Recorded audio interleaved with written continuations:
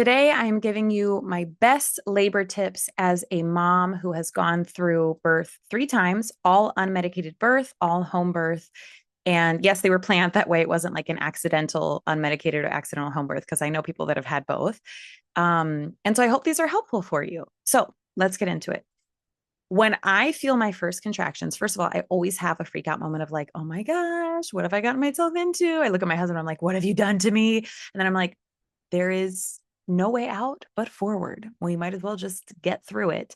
And I have this moment of like, I don't know if I can do this. The first time I was like, I don't know if I can actually do this. I remember asking my midwife actually at like 37 weeks, maybe. And she was like, so you have any questions for me at the end of our visit? And I was like, yeah, like, what if I can't do it? And she said, oh, honey, you will. You can and you will. Um, but I have that freak out moment the first time of like, I don't know if I can do this when I felt those first contractions. The second and the third time of like, I don't know if I can do this again. I will say the third time was better. Like I was in a much better place mentally that I was like, kind of had learned my lessons from one and two. Sorry, don't mind me looking at the clock. I have a call in 5 minutes. I gotta go quick, but I wanted to share these with you. Okay, so when I feel my first contractions, number one, I freak out. Apparently, that's a proven method. It's working well for me so far. Number two, I go wash my hair. I always go wash my hair because I remember like when I was prepping for my first labor, reading about people like baking a pie or cleaning the bathroom or whatever to take their mind off of things. And I was like, I'm going to wash my hair because the warm water feels nice. It definitely takes your mind off of things. And then I don't have to worry about having clean hair for like another week. Like that's a gift, you know? I don't want to like have a newborn and be like, sorry, gotta go wash my hair now because I'm gonna be too tired anyway. So I washed my hair immediately. And then you know what I did in labor with my third that I wish I had done with the other two is I had a heating pad. And I know that's like really simple, and maybe a lot of people are like, duh. It didn't occur to me the first two times. And yet I found myself, especially with my first, sitting in our bathtub. I did not rent a birth tub. We just used our plain old bathtub and pouring hot water on my back. And so a heating pad like helped so much. I just sat on our bed for like a large part of the labor and it was excellent.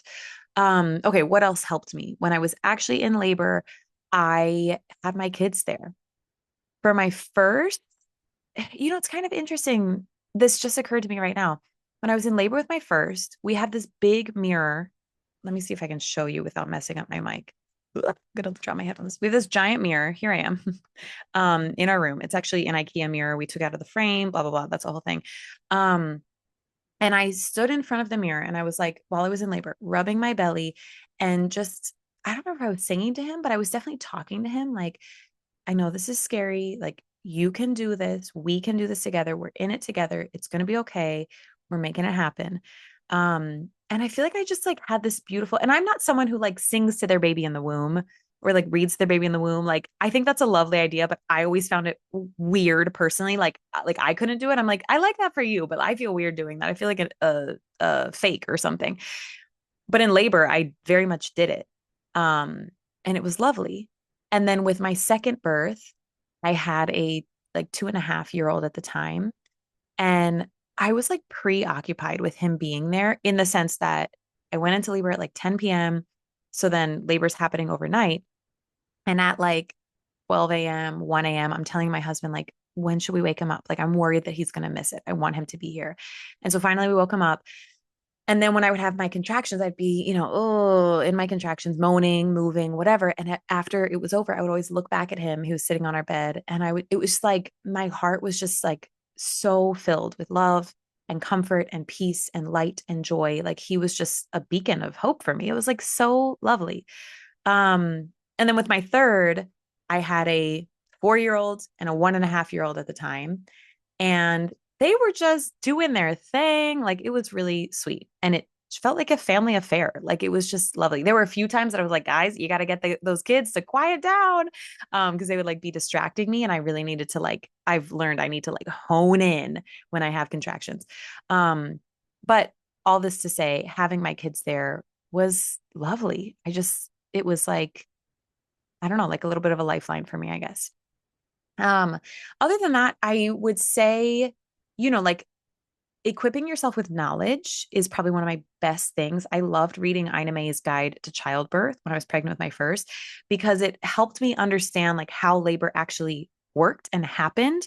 And I so distinctly remember, even though I know this is like horrifying to say and hear, sorry, but I remember reading multiple accounts because that book is full of birth stories, multiple accounts of moms saying they felt like their body was being ripped in half. And that was like the point of transition, which one part of it is like, okay, good. If you feel that, then you're almost at the end.